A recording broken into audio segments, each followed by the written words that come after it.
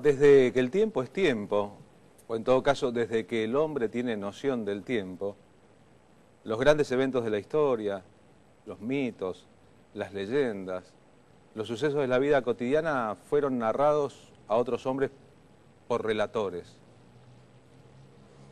por dueños del verbo, por personas con capacidad de transmitir a los otros aquellos que los otros podían, debían o querían escuchar. Fueron siglos y siglos y siglos de narradores orales, hasta que un tal Gutenberg inventó la imprenta, y ahí las historias empezaron a estar más o menos fijas. Hasta entonces, a veces de la buena voluntad del narrador o de sus propias formas de ver el mundo dependía la orientación del relato. Cualquiera podría pensar que la Biblia o las 1001 noches, por ejemplo, acumulación de historias, incluyeron sucesos, acontecimientos, relatos que cualquiera pudo haber variado sobre la marcha de acuerdo a sus simpatías o antipatías. De Gutenberg para acá, las historias quedaron fijas. Hoy tenemos con nosotros en el programa a un gran narrador, a un gran relator, alguien que en distintos formatos, la radio, la televisión y también el formato de los libros, ha contado historias, y algunas de esas historias, algunas son mito y leyenda ya, forman parte del inconsciente colectivo de esto que llamamos la sociedad argentina. Señor Víctor Hugo Morales, gracias por estar aquí.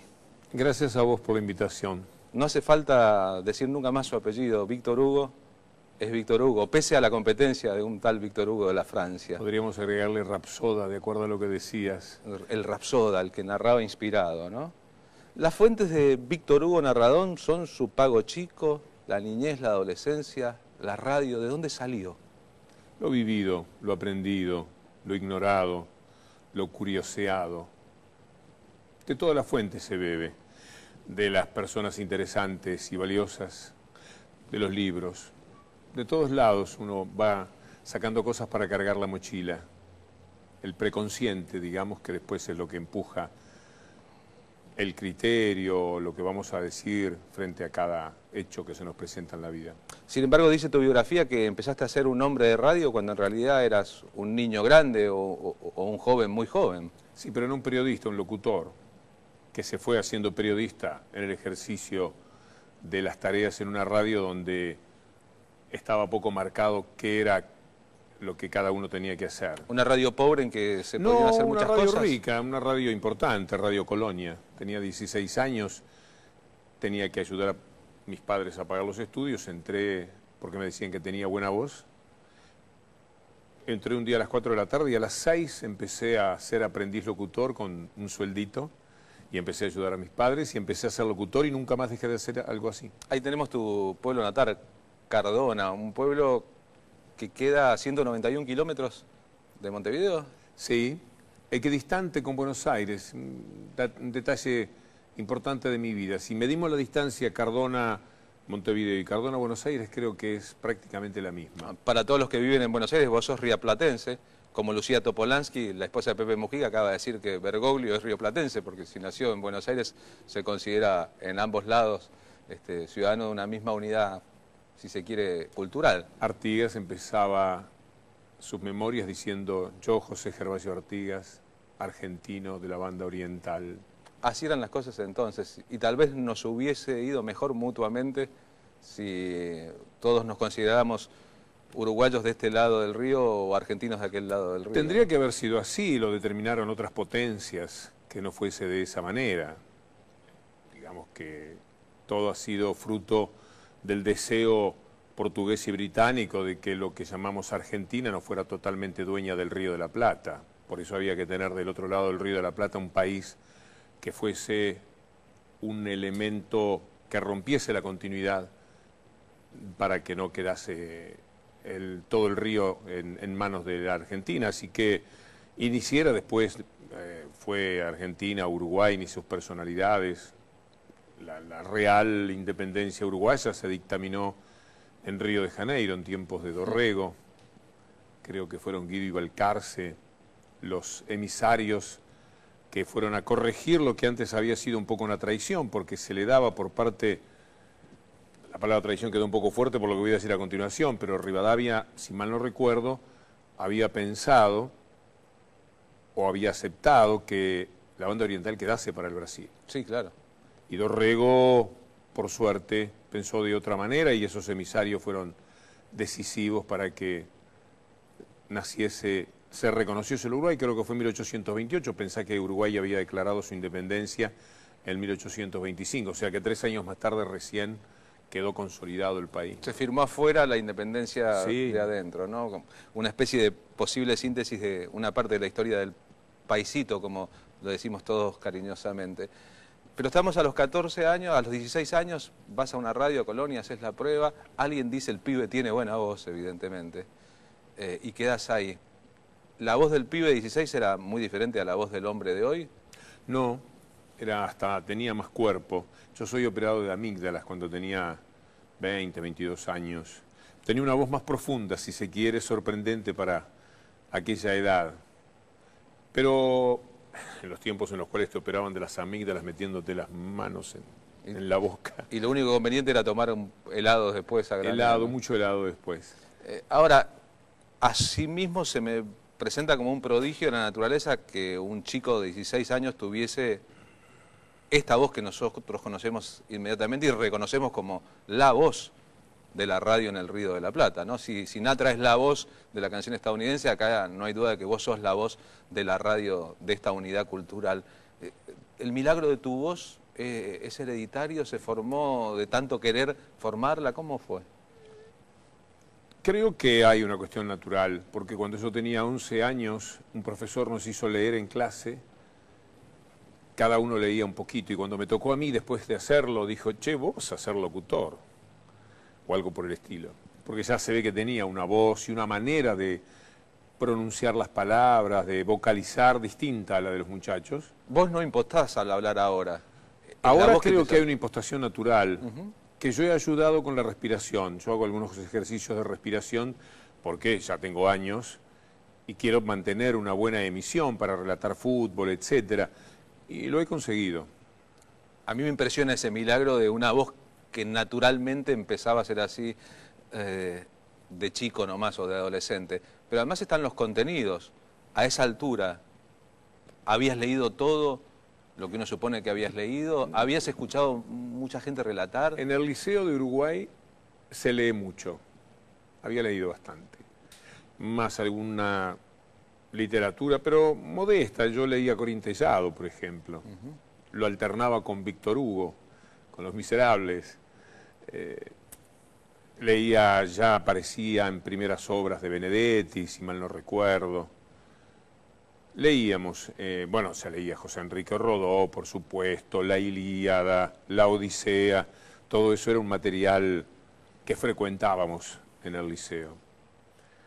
Pero yo creo que la formación va surgiendo en el desarrollo de los estudios de preparatorios de abogacía, en el aprendizaje diario del periodismo, tiempos de las teletipos, había una sala, vos sos más joven. No, pero convivir con los Llegaste a ver teletipos, una sala de teletipos, sí, claro, eran claro. muy impresionantes. El Había ruido de las máquinas. 6 máquinas, Claro. como esas de jugar grandes que hay en los sitios donde Sí. los muchachos van a jugar, y todo el tiempo estaban tecleando, y de repente, un plin, plin, plin, plin, un sonido especial para decirte que había llegado una noticia importante. La tarea era sacar aquellos rollos de papel, leerlos, y en algún momento un jefe de informativo que dice, vamos a reescribir los cables, porque los cables venían desarrollados de una manera, y entonces vas empezando a escribir, y después haces una nota, y ya no lees un aviso de las cuartetas, como fue el primer aviso que leí en Radio Colonia. ¿Cómo era el aviso, te acordás? No me acuerdo ahora bien, en una época lo sabía. Era de la pizzería Las Cuartetas. Claro, porque la publicidad de Radio Colonia era publicidad de aquí. Claro. Sino que empezabas a leer informativos, A los 17 años me dieron un programa que se llamaba Tardecitas Porteñas, en los que pasaba muchos tangos. A los 18 me contrató la RCA Víctor por mediación de Héctor Ricardo García, padre profesional de mi vida, que es quien me hizo relator o me permitió hacerme relator. Y venía a la RCA Víctor a aprender a programar de alguna manera. Todavía mantengo ciertas enseñanzas o lo aprendido en esa época cuando desarrollo mis programas, y con eso iba aumentando el bagaje profesional de hombre de radio que lo hacía todo. Otros tenían fe en vos, veían en ese pibe a alguien que iba a hacer carrera.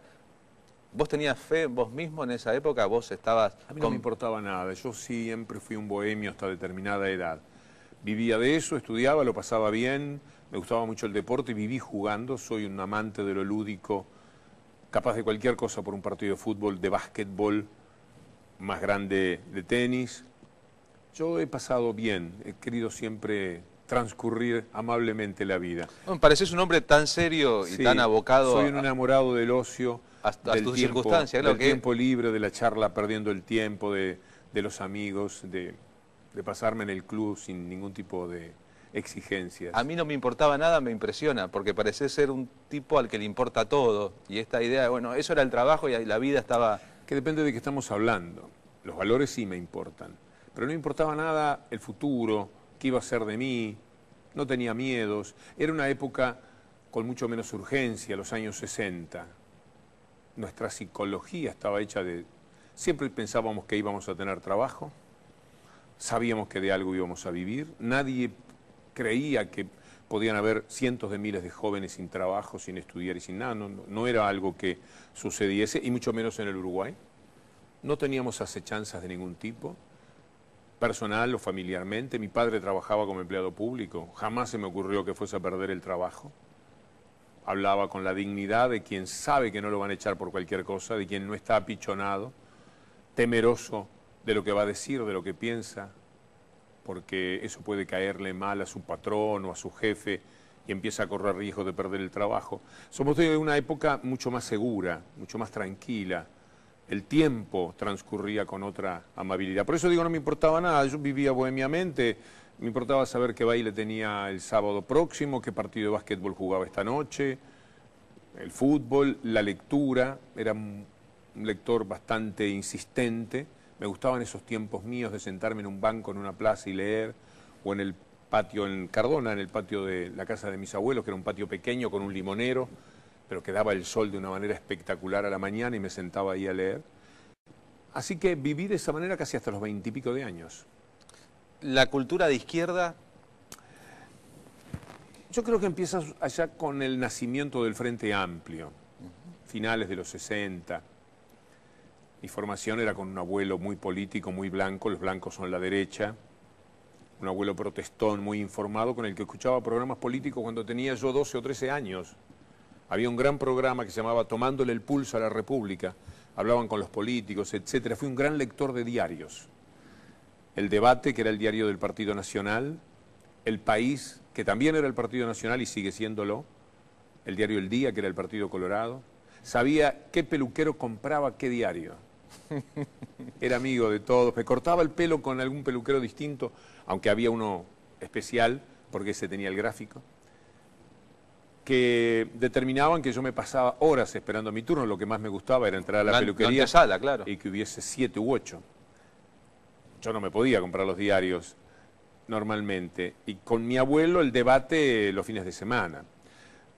Esa formación tendía a ser de derecha, pero se ve que muy rápidamente escapé cuando aparece el Frente Amplio, al que visualizamos como una expectativa muy grande. Seguí un poco lo blanco porque mi madre estaba referida, era puntera política, y estaba referida a unos intransigentes dirigidos por un tal Ubillos, que se habían separado de Luis Alberto de Herrera, el abuelo de Luis Lacalle, sí, que se había quedado un poco a la derecha en el partido y había hecho un acuerdo con un tal Chicotazo que desde la radio había hecho una gran campaña, pero era colorado de la 14, es decir, lo peor que podía haber, entre comillas esto, ¿no?